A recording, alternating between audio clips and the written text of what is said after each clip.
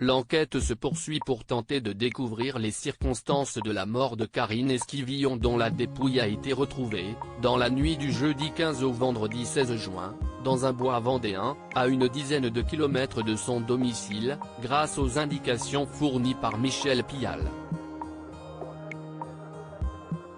Le second mari de la victime, dont elle était séparée, a en effet avoué, au terme de sa garde à vue prolongée, être impliqué dans la mort de son épouse.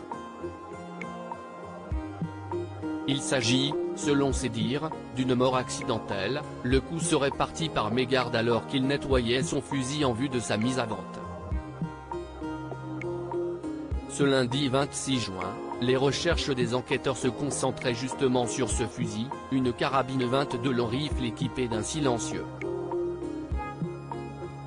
BFM TV rapporte que le quinquagénaire a indiqué, lors de ses aveux, l'avoir démonté et s'en être débarrassé, à deux endroits distincts, dans la rivière La Vie située non loin de leur domicile familial de Maché, Vendée.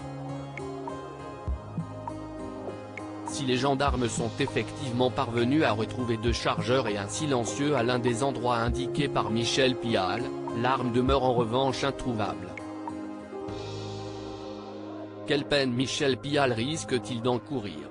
Mis en examen pour meurtre sur conjoint et placé en détention provisoire, Michel Pial risque une peine de 3 ans d'emprisonnement et de 45 000 € d'amende en vertu de l'article 221-6 du Code pénal qui concerne la mort d'autrui par maladresse, imprudence, négligence ou manquement à une obligation de prudence ou de sécurité.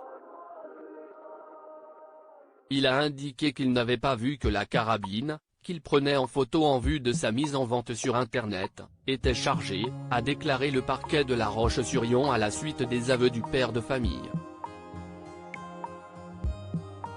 Et d'ajouter, toujours selon ses dires, et que le coup de fusil était parti accidentellement. Une version à laquelle n'adhèrent pas ses propres enfants ainsi que les enfants de Karine Esquivillon nés d'une précédente union. Article écrit en collaboration avec 6 médias. Crédit photo, capture d'écran Facebook.